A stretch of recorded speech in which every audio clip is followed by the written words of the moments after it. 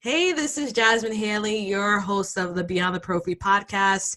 And this week's episode is with Tonya Lanthier, RDH. She is the founder and CEO of Dental Post, the industry's premier and largest online and mobile job board, connecting and educating more than 750,000 job seekers and 50,000 dental offices in the US and Canada. Now, what's not written here is the fact that I know this from watching her. She was listed with for 4 years right now in a row by Inc. 5000 as one of the fastest growing companies that are out there, y'all. Private, She's a private companies. private company. Sorry. Thank you. And she's not only what really makes her remarkable is the fact that she's a registered dental hygienist turned entrepreneur. Her passion truly lies in improving other people's lives and helping dental professionals build teams that excel. She's a member of the American Dental Hygienists Association. She's a supporter of AACD's Give Back a Smile program and volunteer at several charitable organizations, including Georgia Mission of Mercy and Ben Mansell Clinic. She is a board member of the Oral Cancer Cause and Dental Entrepreneur Woman. Welcome, Tonya, to the show. Thank you, Jasmine. Thank you for having me today. I'm through the moon. I'm happy you said yes. Well, I'm in my room at the AACD, so I came back to my hotel room to do this.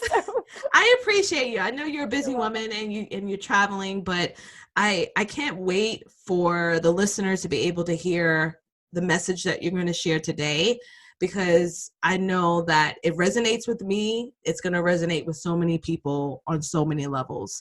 I want to first really dive into the fact that for me personally, knowing as an entrepreneur, my mindset has been one of the biggest journeys of trying to maintain it, being a positive mindset and going over some of the hurdles that happen as you're starting a business. So I'm 3 years in.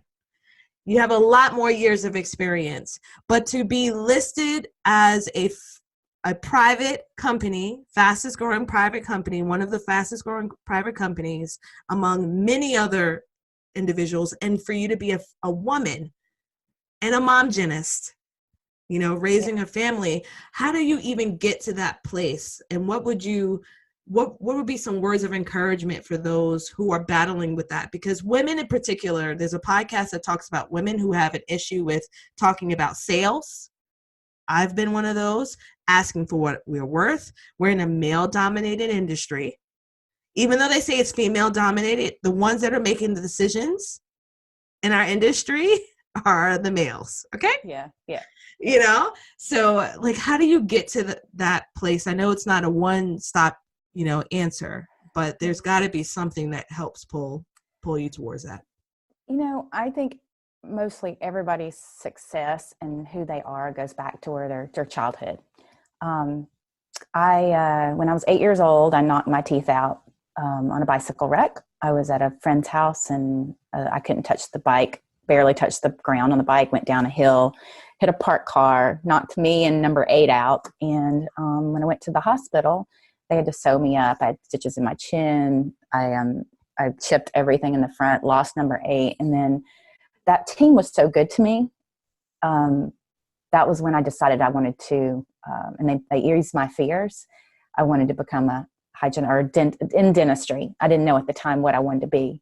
And my mom didn't have the money to fix my teeth. And so kids made fun of me. And I think that my mom also had OCD, Obsessive Compulsive Disorder, which was debilitating. She would wash us, and she would throw our toys away. And my mom had an idea that the germ was was my father. And wherever he lived and anything that was made there, if we came across it, was contaminated. So she would, if we went to a store and there were duck head shirts were made in where my dad was from. So she wouldn't take the money back. Or we walked behind a car and it said the county of where my dad was from. She would throw our shoes away and we'd go home and take a bath or two. I spent my life like that, and I watched her in her head trapped. And not her not having the money to fix my teeth, and the team was good to me, and my mom trapped. I wanted to be free. I wanted to be free, and my why comes from helping others. I wanted my mom to be okay. And so my sister and I always worked together to get around her. And she actually made me a great hygienist because I was a very clean child. And I learned what her fears were. And when you're in the chair with a patient, you can figure out what their fears are and their motivations really quick. If it's cosmetic, money, health, and then their fear is what drives that. And when you're a hygienist and you can really kind of start asking them questions, figure out what their communication skills are, which I use DISC for that, you can really know how to talk to the patient and move them in the direction of, to give them better, to make them understand how to take better care of themselves and what they need by knowing their needs, where they come from. So I don't know if that answered your question. Kind of went down a road where it works, it gels, and I'll bring you back in. Okay. If I have to. I know we're women. We like to talk, and we'll get off the tangent. So. That's a great thing about being on here. I love it. I love being free flowing, but yeah, I totally get it. And I think one of the things that makes us unique as dental professionals, we have to be able to identify that and be able to speak to people on a different level, because for most of us, we all have, not most of us, for the general population, there's some fear associated with getting dentistry. But just going back to you taking that leap of faith and going into entrepreneurship, one of the things that tends to affect us is when we self-sabotage, or when we get into that analysis paralysis. So you were explaining how your mother's, and if you guys have ever read her, you need to read her article she wrote for Do Life magazine, where she explains a little bit more in detail. But your mother's caged mind, was that a push for you to push past any of those doubts and fears that came your way? Yeah, I believe that's what kind of drove me to probably succeed in life. Where I watched my mom, she didn't have that was her only worry. It's kind of like a smoker. No offense to smokers here, but it's like a smoker. You kind of, you lay out your day on getting that smoke in. Okay, I'm going to the bathroom, then I'll get a smoke in. I'm going to eat, and then I get a smoke in. I'm going to get a break, I'm going to get the smoke in. It controls you. And I never wanted to be controlled by anything. And I wanted freedom to make my choices. She didn't have freedom to make choices. She didn't have freedom to build wealth or for her family. It was always around the OCD and what's contaminated. And my sister and I learned to get around her. But a lot of my why and my drive comes from seeing that. And plus I had my grandparents on the side that were, lived next door, and they were farmers, and they, cooked for us and loved us. And, and here's mom over here, and we're like trying to manage her a little bit, but she's managing us really from, her aspect. It was just sad to see that happen. But, a lot of my drive comes from just improving people's lives. And that's where I wanted my mom to be okay. I wanted everything to be great for my sister, great for me, for my patients, for my family, for my friends. I mean, I'm not too busy to ever help anybody. So, that's so commendable, because there's so many people that get to a level of success and they don't really have any time to really connect with people on a human level. Yeah. And I have lost my time. I have lost a lot of my time because I have to really pull back, and I mark off a day, sometimes a half a day for me, because if you don't do that, you can't help others. And I had to learn to do that because I was drowning. And I think a lot of people, a lot of women, we overfunction. We don't ask for help from our spouses. We don't ask for help from our boyfriends. But so in reality, as a woman, men want to help, actually. But if we take it away from them and it's like taking away, you're enable. You can't just go, okay, I'll do it. You have to go, would you please help me? And just be vulnerable and humble. And usually people will step up and fill the gaps where you need. Yeah, I love that. Yeah. I love that. And that's one of the things that I've changed this year is really trying to collaborate more.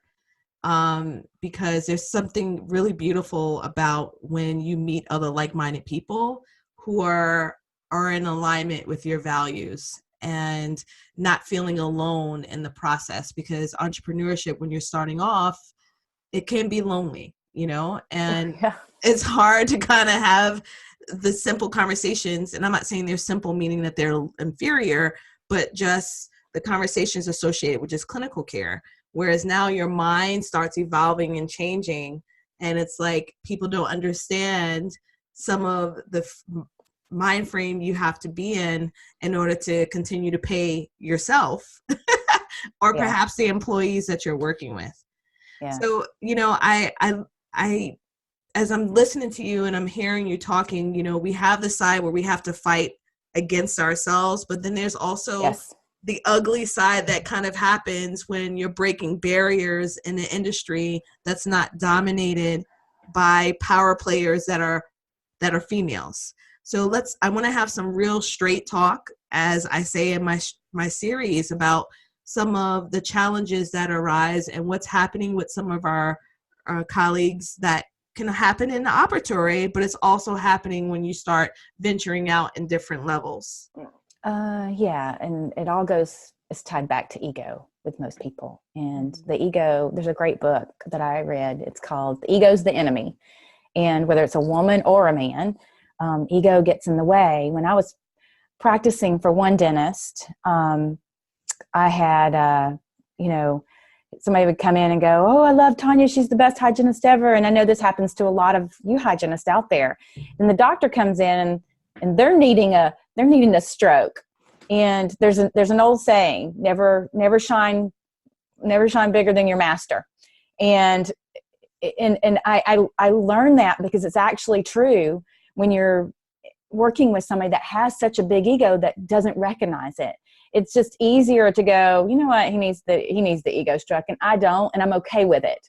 And then when you, I think, come to that terms, when you say, you know what, I'm okay with it and I do a great job and my patient loves me, then you're more of a leader. You've evolved past the person you're working for and you're actually in control. And you got to look at it that way. You actually have the control. The other person's out of control because they have this ego that is just controlling them. Mm-hmm. So that's the way I look at it. I actually quit one of my jobs because my relationship with the doctor was more important. He was a good guy, but I had a patient come in saying, I love Tonya. And then that patient left. And then I go back to get him to check my other patient. And I'm walking with him to the operatory. And he all of a sudden says, that pocket on the distal of 28 was a 4 instead of a 3. And I was just like, I thought, why would he be like pointing that out after the patient's gone? And 4 and 3, 1 millimeter is like me and you arguing over going to dinner, and it's 2 cents. Now, if your need comes from being accurate or being right, completely right, then there's an old saying, you can be right or you can be married. It's the same way in life. Do you know what I'm talking about? You can That's be right funny. or you can be married. But somebody's need, if they come from being right, they're in hell, is what I say. They're fighting that perfect, they're perfectionist in them. 1 millimeter is not going to make a difference. There's a gray area there. So anyway, I looked at him and I said, thank you for pointing that out. And then just went on about my day.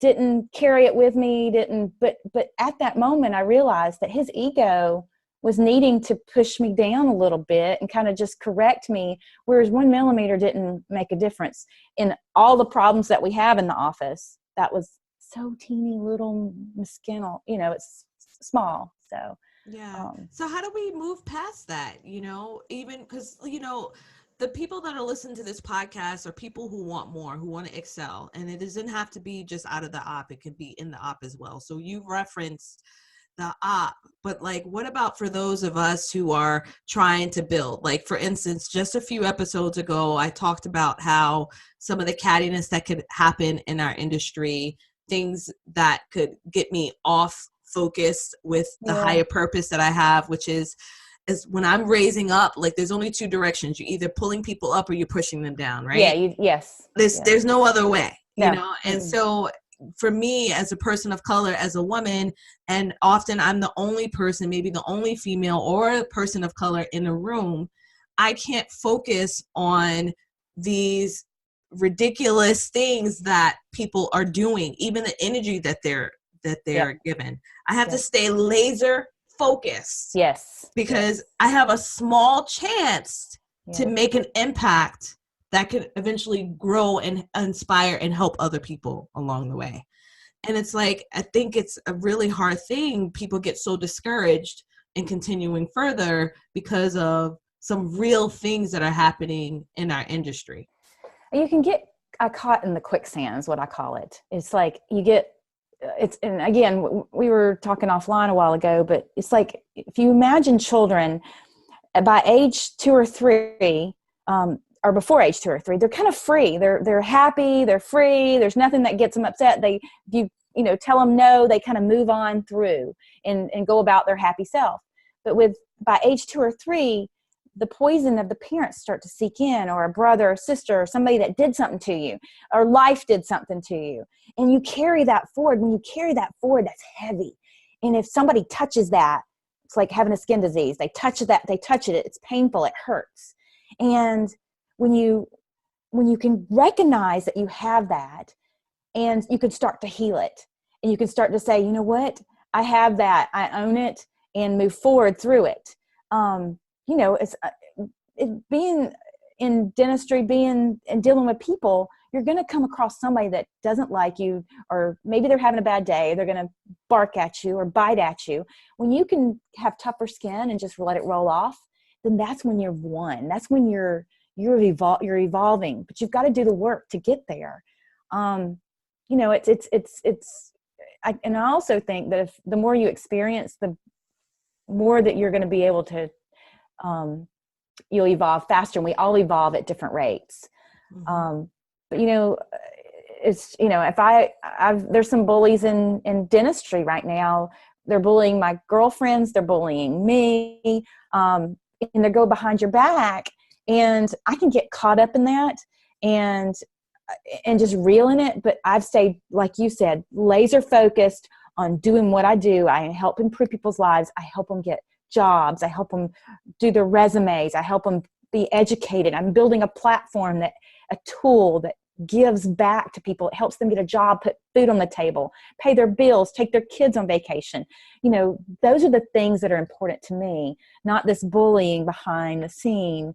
And that will take care of itself, I believe, because we're women in life, and these men that are out there, and they talk about, us like we're, just that we don't have the capability to do what we're doing, or they create drama within the groups, and they're smart about it, because that's how they do when we're dating sometimes too. They'll create the drama and the jealousy and the thing. You can see through that, then that will work its way out. It'll just dwindle away.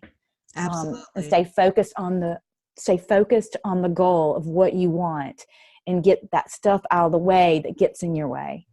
Yes. I'm reading a book, Oprah's new book about the path to purpose or something like that. It is. Yes. And I do it Audible. I love it because she has so many extras in there. Yeah. And it just really, when you understand what your purpose is, what your vision is for yourself, no one can get in between that, regardless of what they're doing. No one can get in between that. And okay, go ahead. So I was going to bring up, like, for women, we work in a very woman-dominated environment, and a lot of women get really catty or bitchy. And you know what? I believe that you have the ability to show up. You can show up in a good mood. You can show up in a bad mood. You can let somebody ruin your day, or you can not let somebody ruin your day. You choose. And what happens is people don't realize it's infectious. So you walk into the office, somebody did something bad to you, you bite at somebody else, that person takes on that negative energy. And then I believe coming from love, or just say, hey, I'm having a bad day, and then go get your moment. But a lot of people like to love to pass it along and spread it's infection. I believe that, empowered women empower women. We lift where we stand. And, a lot of women can't see the beauty in themselves because they're not happy with themselves. And that's when you get the bad attitudes. You get the ones, they see a pretty woman, or they see a young girl coming in that's temping in the office, and all of a sudden they're lashing out at that girl, and she has done nothing. And it's all about how they feel about themselves. And when you're not good, you can't be good for others, and you hurt the practice, and you hurt the patients. And it is a domino effect. And a lot of women don't get that aspect of it. And it's really, really sad. I do an exercise with women where I make them stare at each other, and I talk about, like, it's uncomfortable to stare at somebody in the eyes. But what I do is make them stand there for a minute and stare at each other. And I walk them through the thought process, because all of a sudden they're thinking, oh, this girl's pretty, that bitch. She's got, sorry, I don't know if I can say that, but she's got a perfect body. She's got a perfect body. She's got that. But if you kind of go like this, I'll say, hey, what if this person wasn't going to be here tomorrow and ever again? What would you say to their family about this person? Then it changes your mechanism in your head to try to think to the positive. But we can train our minds to think positive and reprogram it. There's a lot of reprogramming, events you can go to. There's a lot of reprogramming things you can listen to start reprogramming your brain to look for the light. I call it, look for the good. Sorry, I went off on a tangent there. No, it's beautiful. I'm actually, as we're talking here, I just received a text message from my husband, whose cousin is not going to make it. He is dealing with liver cancer, and he's around 38 years old. And I can't tell you enough to the listeners here that are listening, that you ultimately need to understand that it's you and the Lord that has control over your life and no one else. And that includes your professional life as well. And when you are walking in your purpose, as I was saying before, and really understanding what kind of contribution you can make, because everyone has some sort of contribution they're going to give to this earth today.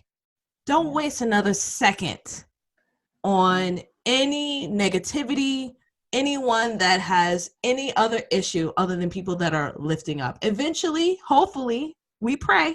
It's not your work to do. It's their work for them to get to a level or a place where they're truly taking each step with love and compassion and empathy towards others. I always say start with something small. Open a door for somebody. Buy somebody a coffee that looks like they're having a bad day if you're standing in line, Yes. I was in line at Starbucks, and the girl in front of me bought me a cup of coffee, and I drove up, and he's like, the girl bought that coffee for you. And she said she was to pass it on. It was just, it was just a gesture. I mean, it makes you feel good. So yes, absolutely. I appreciate that.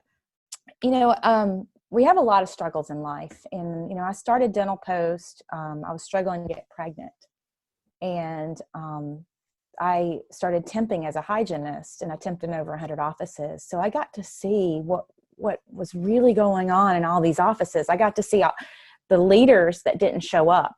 And when the leader didn't show up, it ricocheted through the staff too. And I think life's too short to work somewhere bad. Amen. But then when the leader didn't show up, the people didn't care about the job. Then it trickled down to the patient care. Mm-hmm. And think about all the missed things. It's a network effect. And then I'd see offices where the doctor would show up, and they would they took care of their team. They really pulled in people that have really like core values, and and it trickled to the patient. The book was full. The people got paid more. And it was just, a great environment. And you want to be and work in places that are positive and get rid of the negative people in your life, or at least, you can't get rid of them, at least put up boundaries. Boundaries are so important. Absolutely. Absolutely. That's a really great segue into what I saw at the Hinman, which is a new app that you have, and the fact that people can do a DISC assessment.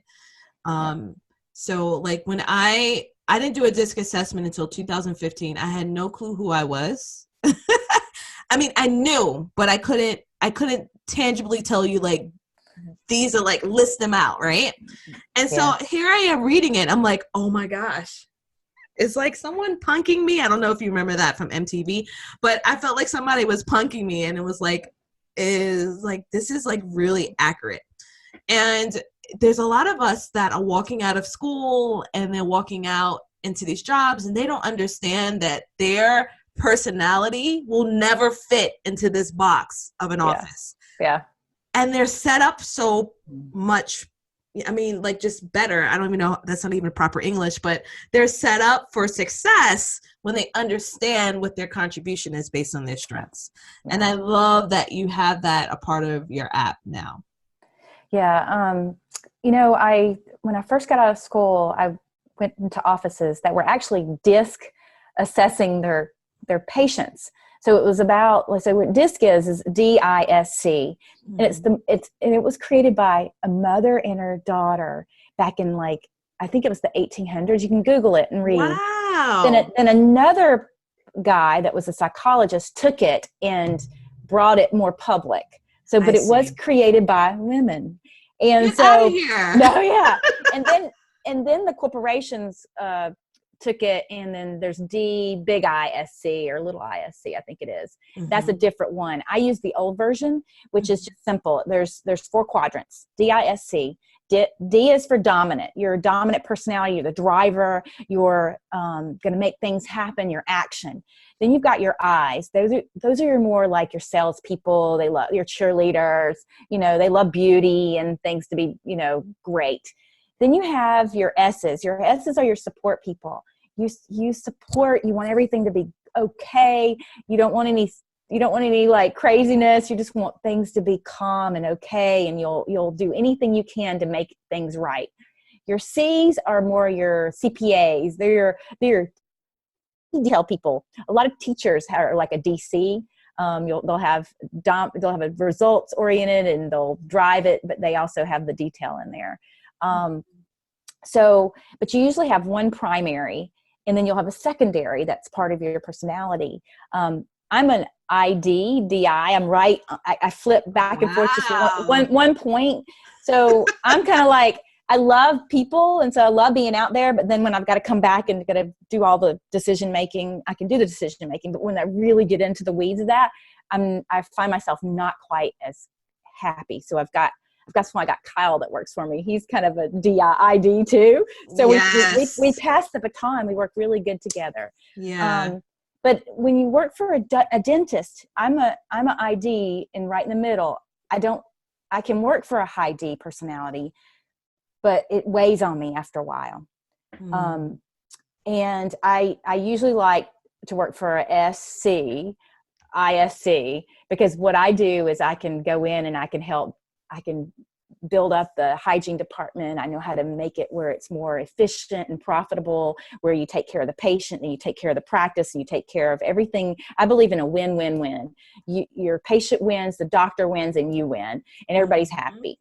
So your DISC is real important. Now, it's so simple. There are other like personality tests out there, but DISC is so easy to understand, and you can understand yourself, where you go in and you look around and you see a doctor and they have all these awards around, and you're a high D and he's a high D. There's certain things you can look in a practice and you can tell and what they are right away, or by the words they say. So a D likes information fast. And I likes information pretty fast. An S and a C, they want information slower so they could take their time and look at all the detail. And, so, working for a D, you got to have some urgency if you're SC working for a D, because they're going to expect you to be like that. It's interesting because when I first took it, I'm one of those unique people, an overachiever. Yeah. I have three. It was CSD. It CSD. was like C and S are pretty much around the same, and then D is a little higher. Yeah. I is like this little, like I'm not that person. But when I took your assessment recently at the Hyman, it's now CD. Like you're like a professor. S, like straight, and I've gotten more dominant. Actually, it was DC. D has gone up a lot because now I have to talk to my teammates and I have to be a little bit more upfront than I like to. Yeah. And it's interesting how I've evolved and shaped in that way. And Jasmine, that's okay to be upfront. A lot of women take us, if we direct, people say, "Oh, she's a bitch." But that's not the case. You just want to get things done. But automatically, we, as women, even men will put us in that box of being a bitch if they, and there's a saying, Madonna said it. She goes, sometimes you have to be a bitch to get things done. And it's because she was always called a bitch because, she was successful. And that's the only way to be. Now you can be direct and be kind. Yes. But a lot of people want to get in and they time suck. Yes. And I have a really good relationship with time and energy, because time you can't get back. And energy you can't get back. Well, you can get some energy back, but you cannot buy time back. You can make more money, but you can never buy time. That's so true. Back. That's so true. So when you have time suckers around you, you got to get away from them. Get away from them. You got to stay focused. Yes, absolutely. All right. So this is my last question for you. You got to wrap it up. Sure. What was the best career or personal advice you've ever been given?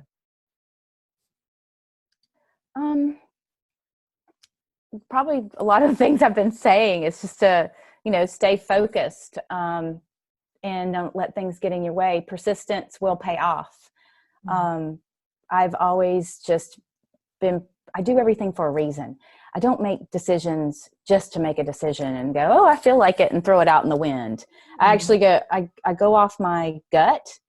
And I will tell you, I took a class at MIT, Entrepreneur's Master's Program. And they have a class where they teach you about your heart and your head. And it's the 80-20 rule. And if you listen to your heart is 80% right. And your head is usually the 20%. And why they say that is a science now, where during 9/11, they have had all these, they have all these measurements of energy around the earth.